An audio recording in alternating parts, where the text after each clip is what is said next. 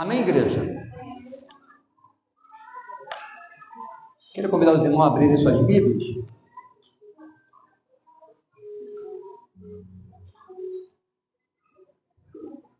O texto de Paulo aos Romanos, capítulo 12, versículo 1 e 2.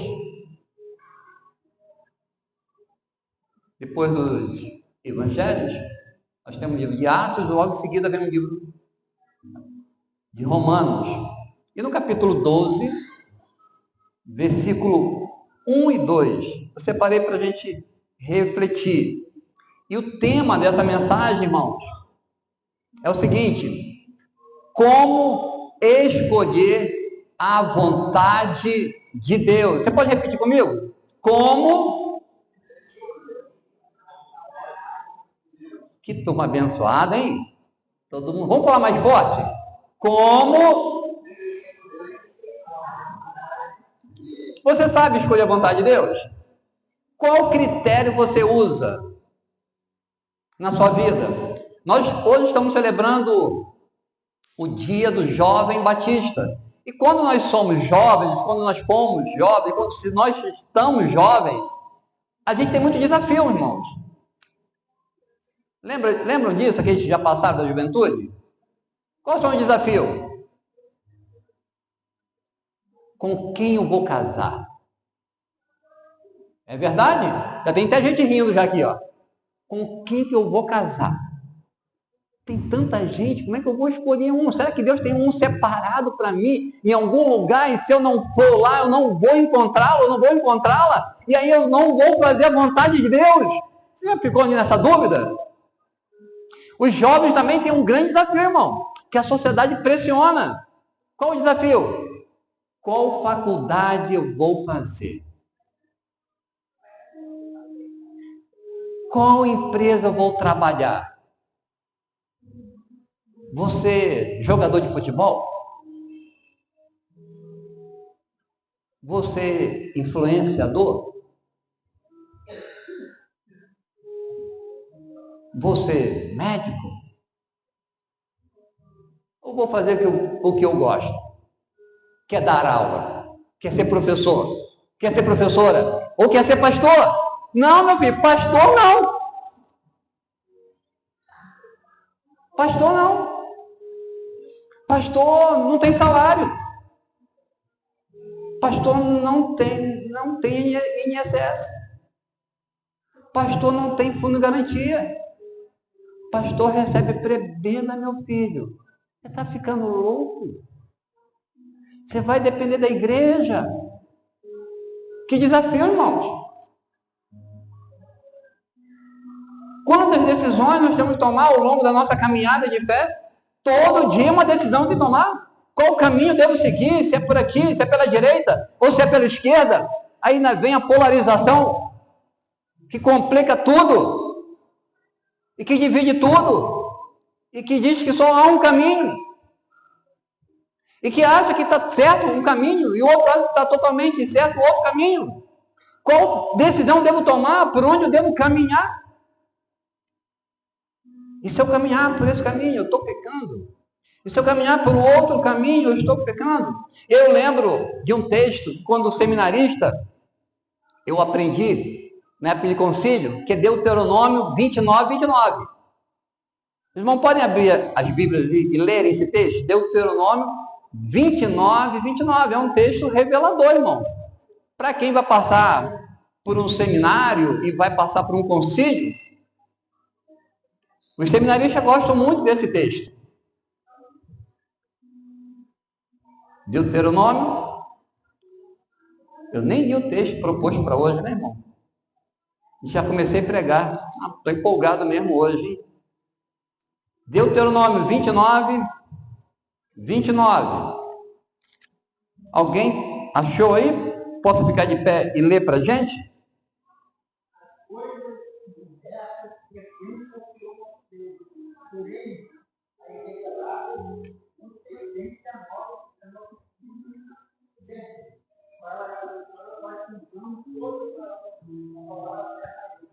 Então, as coisas encobertas Pertence a quem, irmão? A Deus, irmão. E as coisas reveladas? Já temos um caminho. Já temos um caminho a percorrer. E quando o seminarista, né? Quando tinha alguma coisa difícil de responder, a resposta era: olha, as coisas encobertas pertencem só a Deus. Olha que saída boa, irmão. Isso aí é encoberto. Isso aí pertence a Deus. E muitas das vezes a nossa tomada de decisão é jogar para Deus aquilo que cabe a nós.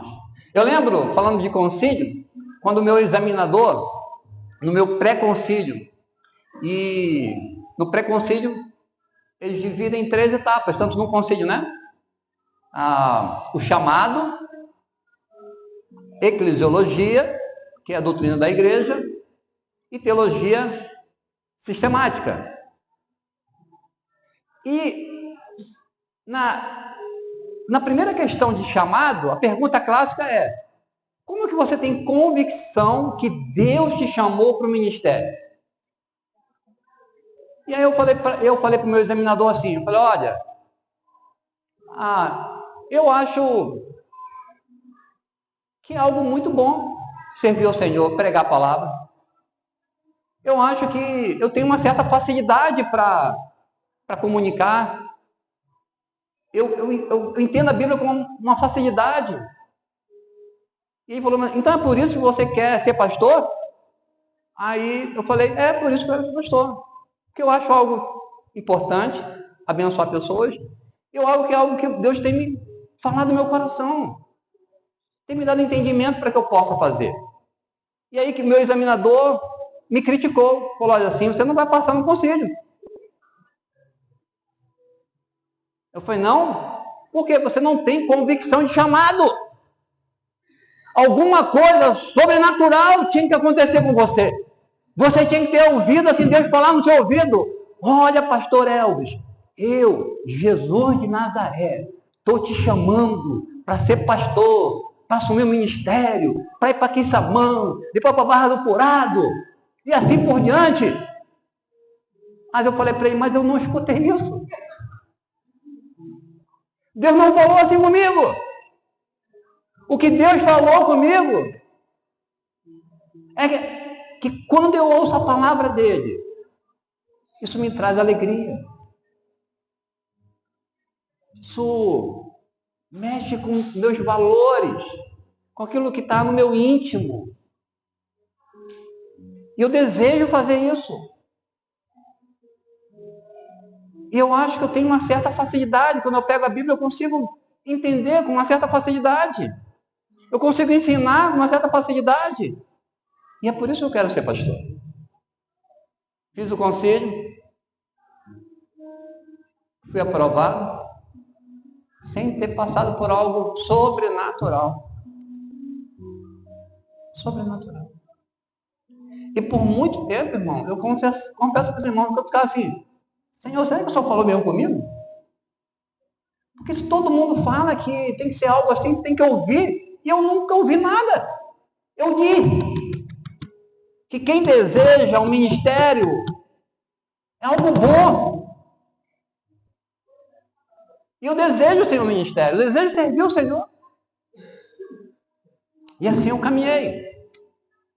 Os irmãos encontraram Romanos 12, versículo 2, que é o texto proposto para essa noite. Romanos 12, versículo 1 e 2.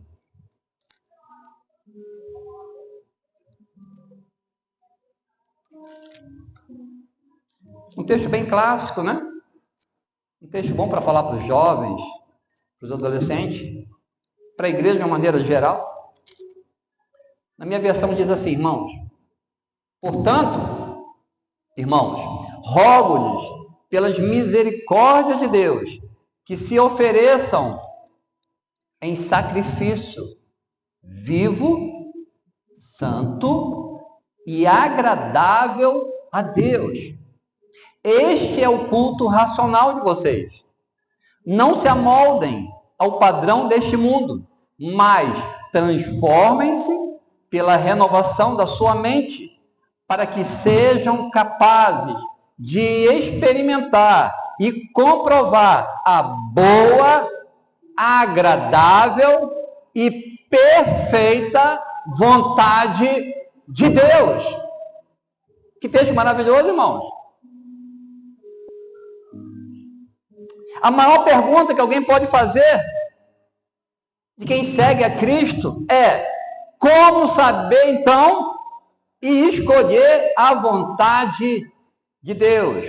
Desde o Antigo Testamento até o Novo Testamento, homens e mulheres de Deus enfrentaram essa decisão: andar segundo os seus próprios caminhos ou obedecer ao Senhor. Salomão, nós sabemos, pediu sabedoria ao Senhor, mas preferiu andar pelos seus próprios caminhos. E em Provérbios, capítulo 14, versículo 12, Salomão vai dizer: há caminhos que parecem bons ao homem, mas são caminhos de morte.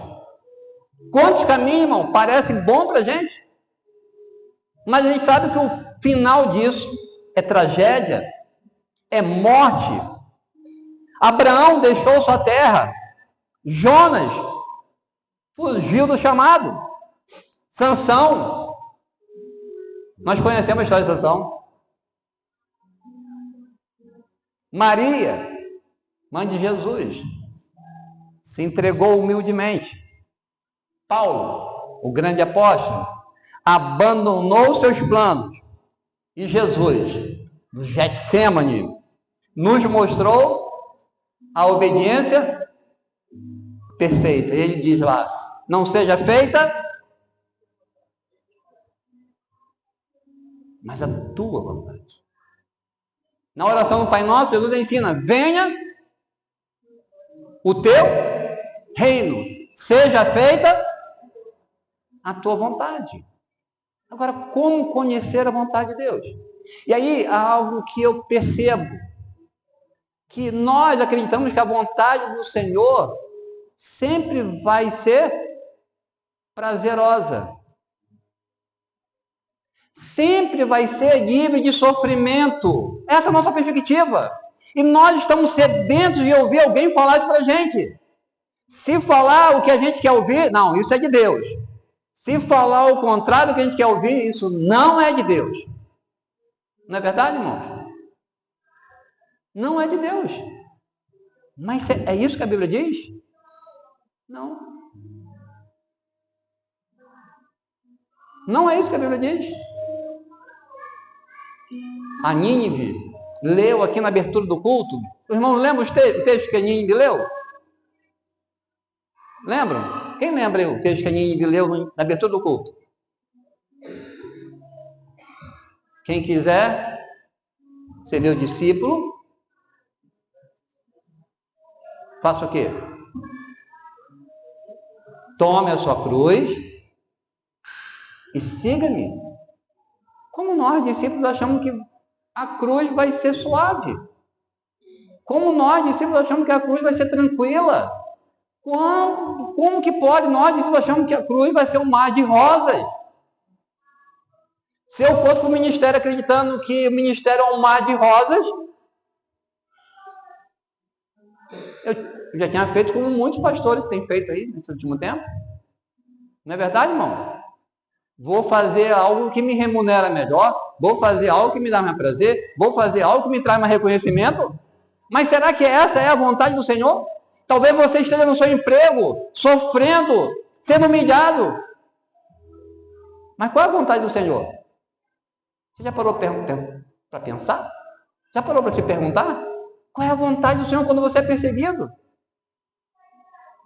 Qual é a vontade do Senhor quando as coisas não acontecem do meu jeito?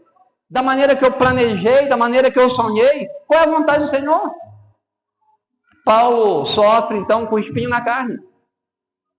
E Paulo ora 3 vezes ao Senhor: Senhor, afasta de mim. E aí, o que Deus responde? Será que se nós ouvíssemos isso de Deus na palavra, passando por sofrimento, passando por um espinho na carne, será que nós faríamos o que Paulo fez? Será que nós falaríamos o que Paulo falou? Será que essa era a vontade do Senhor para Paulo?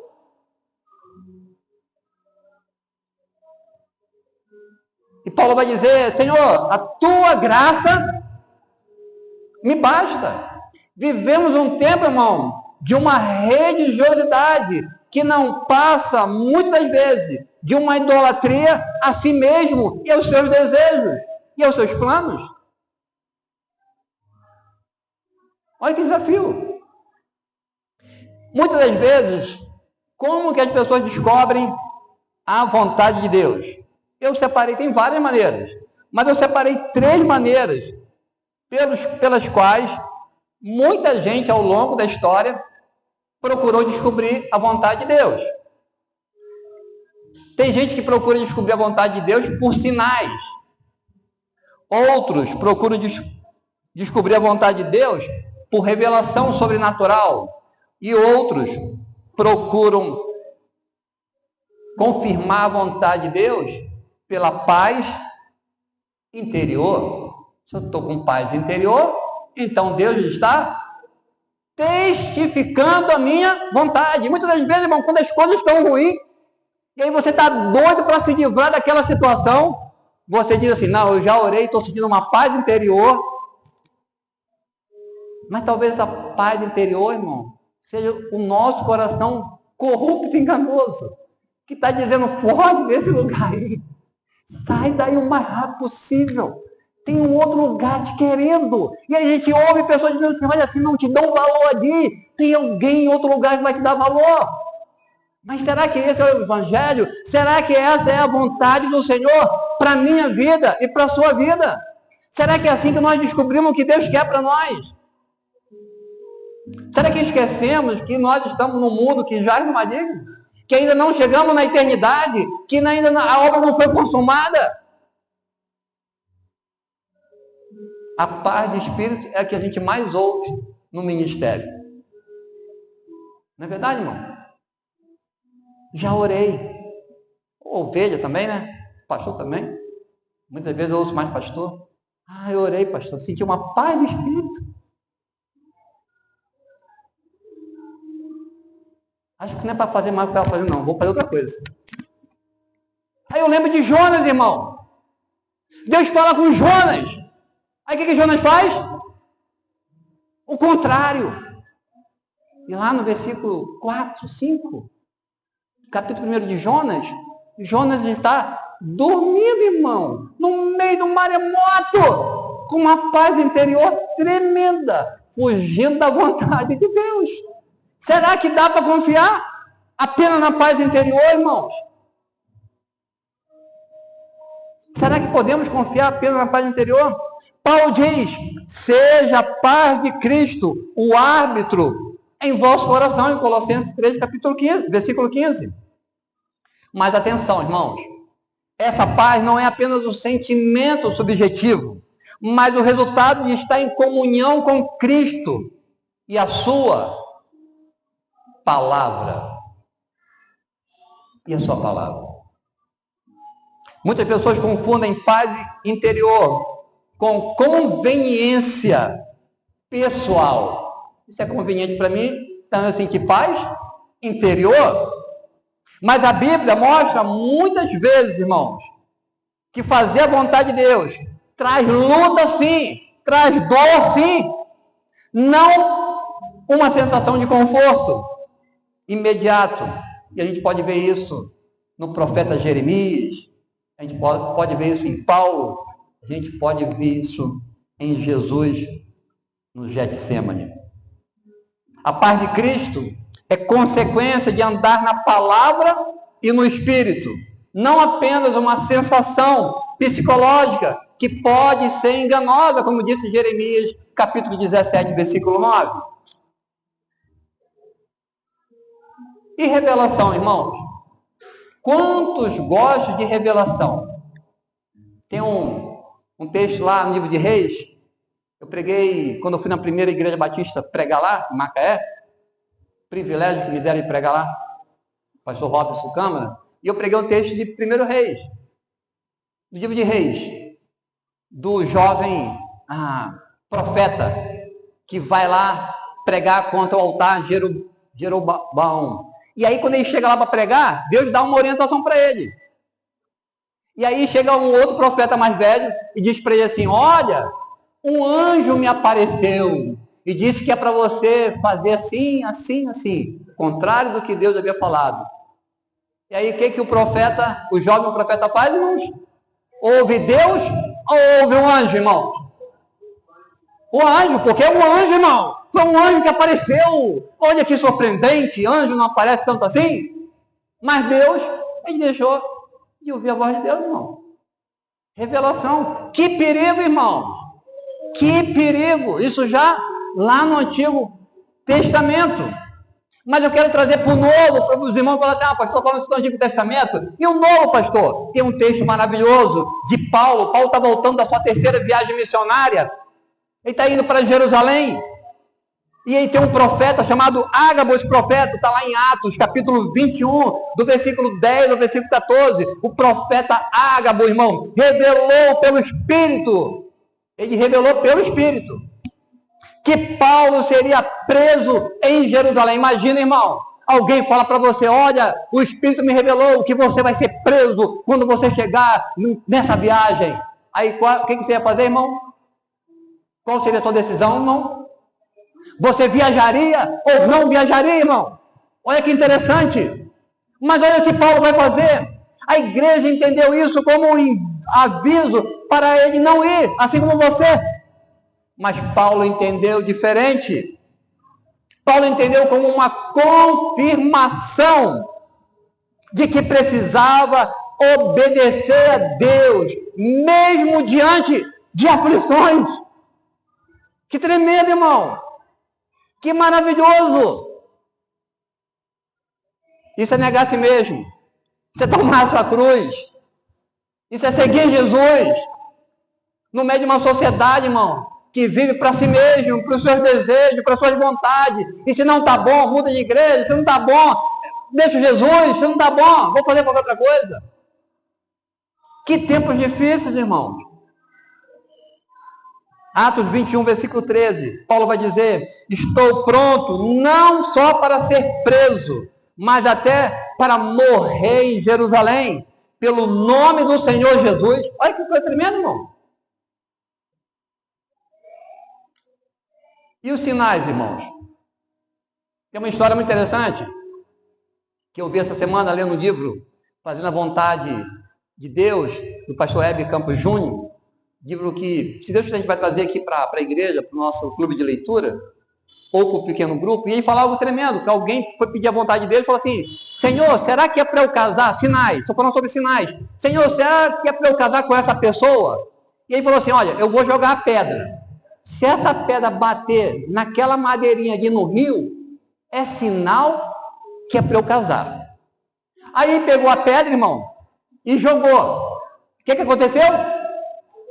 Errou. Ele falou: errei. Vou tentar de novo. Senhor, mais uma chance, Senhor. Pegou a pedra, deu um espaçozinho, se aproximou mais da madeira, jogou de novo. O que aconteceu? Errou de novo. Ele falou: Senhor, agora é pela última vez. Pegou mais uma pedra, caminhou bem pertinho. É agora, Senhor. Tá. Acertei, é ela, Senhor. É ela que eu vou casar, Senhor. Ela é de Deus, ele é de Deus, Senhor. Que bênção, Senhor, confirmou a sua vontade para a minha vida. É assim, irmão, muitas vezes a gente toma vontade, faz sinais para o Senhor, a gente pede direção para o Senhor. É dessa maneira, é desse jeito. Gideão pediu repetidos sinais. Orvalho no novelo, e na terra, agora sim na terra, agora no novelo, Senhor. Mas observe, irmãos, ele já tinha a palavra clara de Deus, em Juízes, capítulo 6, versículo 14, vai nessa tua força, Gideão, eu estou te enviando. Mas não foi suficiente. Ele queria sinais, e mais sinais. O pedido de sinais, irmão, foi expressão não de fé, mas de incredulidade, de insegurança. não uma fé madura. O que tem de contexto de Juízes? Cada um fazia aquilo que queria. Tempos difíceis. Jesus mesmo repreendeu os que buscavam sinais. E a gente vê tanta gente correndo atrás de sinais, né, irmão? Ai, eu lembro lá de Barra do Furado, o sujeito chegou lá e dizendo que colocava o diabo dentro de uma garrafa PET, irmãos. Hã? Que tragédia ele criou lá em Barra do Furado. E multidão ia lá na casa que os irmãos estavam recebendo ele. Um explorador, um abusador, alguém com um caráter dúbio, alguém que explorava aquela comunidade, mas alguém que se dizia ser o profeta do lugar, que se dizia que ali em Barra do Furado não tinha um homem de Deus ao nível dele. E se o que ele falasse não se cumprisse, irmão, é verdade, eu estou falando, tá? Eu vi, eu participei, morava do lado, ele se reunia do lado da casa de Valmir. Ainda ficava mandando indireta para Valmir Maria. Olha esse pessoal aí que não gosta de visitar a igreja dos outros, não sei o quê. Ainda bem que os irmãos é firme na fé, irmão. Porque imagine com tantos sinais, diabo dentro do garrafa PET, rasga a Bíblia, come a Bíblia e faz isso, e faz aquilo, e aquela movimentação lá em Barra do Furado, aquela loucura, irmão. Até descobrir que a vida dele era mais suja do que um pau de galinheiro, irmãos. Terrível. Um lugar pequeno, que quer ver Deus, mas está procurando no lugar errado. Está procurando a pessoa errada. Que perigo, irmãos. Jesus vai dizer, Jesus repreendeu os que buscavam sinais, Mateus 12, versículo 39, uma geração má e adúltera, pede sinal? Pede sinal? Buscar sinais como regra para tomar decisões mostra imaturidade espiritual. A maturidade é andar pela fé, na palavra, não pela vista. Paulo vai dizer então, em Romanos 12, versículo 1 e 2. Quer conhecer a vontade do Senhor? Não se amolde pelo padrão do mundo. Não se amolde, mas seja transformado pela renovação da vossa mente, para que sejam capazes de experimentar a boa, agradável e perfeita vontade de Deus. Que desafio, irmãos, nós temos?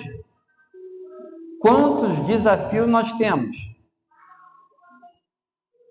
para viver segundo o preceito de Deus? E aí é interessante, na teologia, a gente vai estudar a vontade preceptiva de Deus e a vontade decretiva de Deus. Quando Sansão casa com a mulher filisteia, o escritor bíblico vai dizer, isso foi da vontade de quem? De Deus. E agora, irmão? Quando Sansão casou com a filisteia, o autor bíblico vai dizer, olha, os pais não sabiam, mas isso estava de acordo com a vontade de Deus.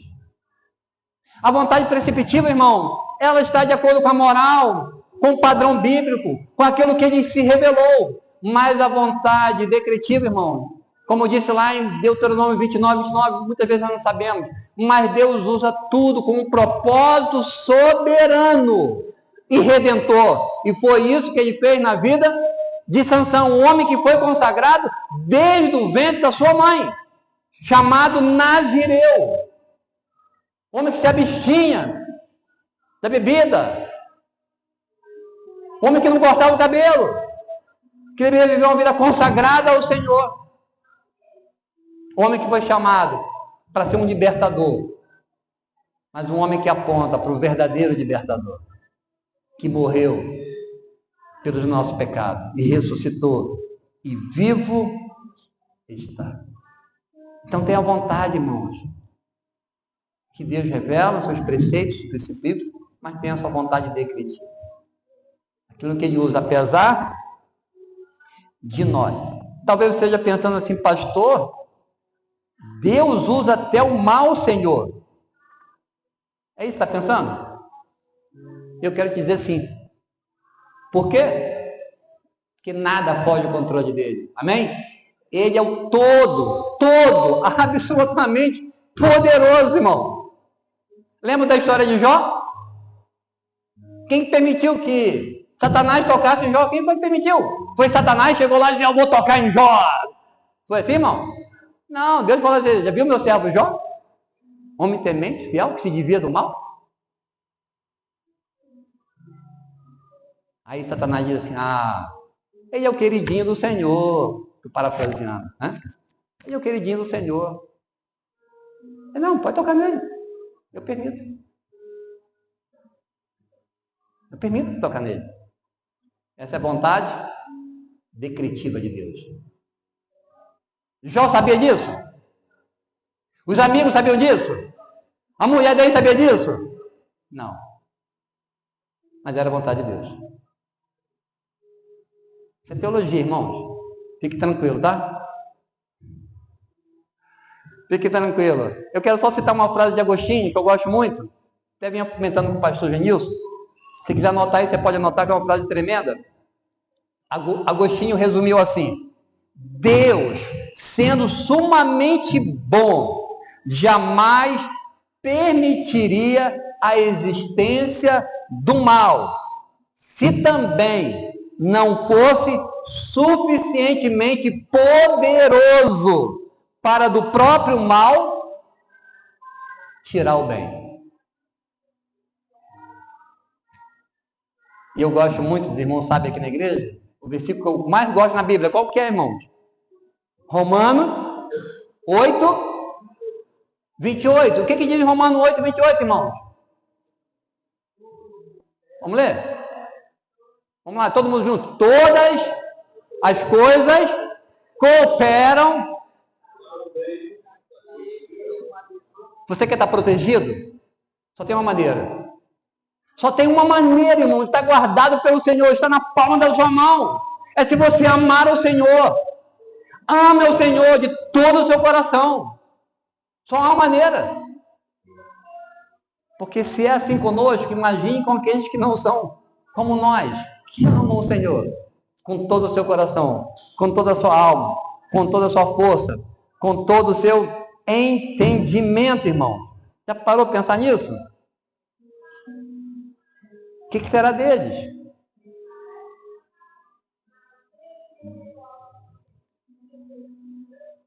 Se não amam o Senhor. Precisamos amar o Senhor. Precisamos viver para Ele.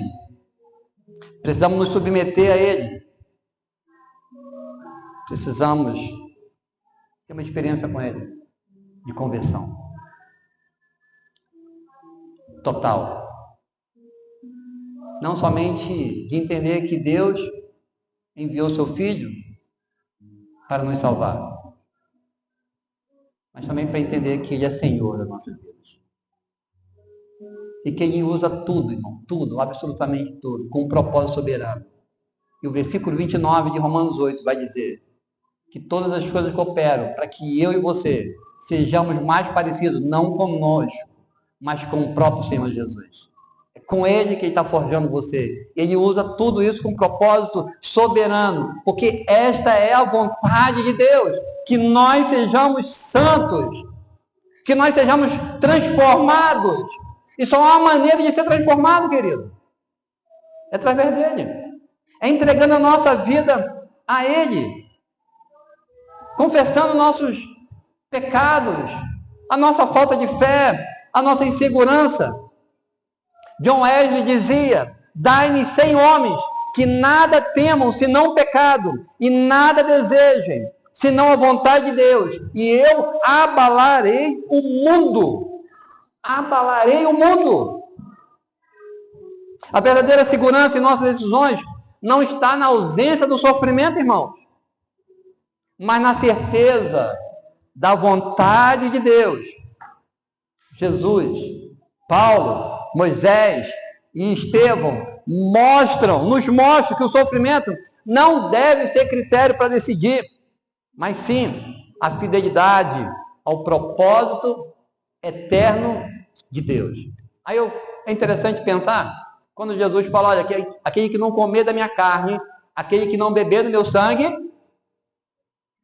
não tem parte comigo. As pessoas que estavam vindo Jesus ficaram o quê, irmãos? Ficaram frustrados. Ficaram decepcionados. E começaram a ir embora.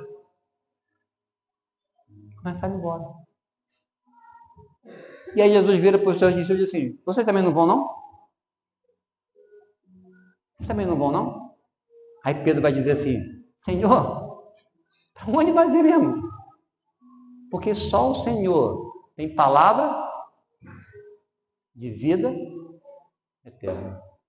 Não troque aquilo que a ferrugem come, aquilo que o ladrão rouba, que a traça destrói, por aquilo que é precioso.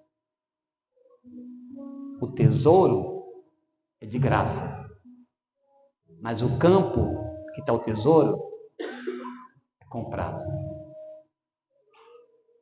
Quem quer ser meu discípulo, negue a si mesmo, tome a sua cruz, siga-me. Jesus vai dizer, eu serei com vocês até a consumação dos séculos. Até a consumação dos séculos. Eu tinha separado aqui alguns testemunhos, mas não vai dar tempo bíblico, né? De pessoas que erraram na vontade de Deus. Um teólogo alemão chamado Bonhoeffer, ele escreveu a seguinte frase: a vontade de Deus custa caro, mas é a vida verdadeira. É a vida verdadeira. Quero terminar dizendo que nós podemos usar alguns critérios para conhecer a vontade de Deus. Eu quero concluir com esses critérios. Primeiro critério para conhecer a vontade de Deus: a própria palavra de Deus. Nada pode contrariar a Escritura. Salmo 119, versículo 105. Né? Lâmpada para meus pés é tua palavra e luz para o meu caminho. A paz de Cristo também, junto com as outras. Colossenses 3, versículo 15. O testemunho do Espírito Santo. Ele nos guia à verdade. Assim ele guiou Paulo. Em Atos capítulo 16, versículo 6 ao 7. Em suas decisões. A confirmação da comunidade de fé. É outro sinal, irmão, que Deus confirma. A gente, por exemplo, vai escolher um pastor, né? Como é que a gente escolhe um pastor? Não sou eu que escolho um pastor, não. A igreja percebe, pastor, plantal. Pastor, a gente vê ele como um pastor. A comunidade confirma a vontade de Deus, que já foi colocada no coração daquele homem, para ser pastor. E a comunidade reconhece isso, irmão. Não sou eu que reconheço, é a comunidade de fé. A Bíblia vai dizer em Provérbios 11, versículo 14, que na multidão dos conselheiros há sabedoria. Quinto, a providência de Deus. Deus é aquele que abre portas, Apocalipse 3, versículo 7, mas também é aquele que fecha portas. Quantas mulheres ao longo da história tiveram suas portas fechadas? Foram impedidas de ter filho. Quem fechou essas portas, irmão? Deus. Não é verdade? A gente vê a história de Raquel. Não é? E Dia. Quem era que mais amava o Senhor? Raquel ou Dia?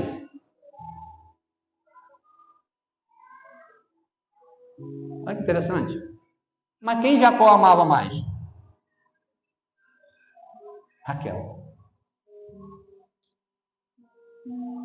Apesar da vontade preceptiva de Deus, Deus permite, irmãos, que você escolha. Ele não te força a escolher.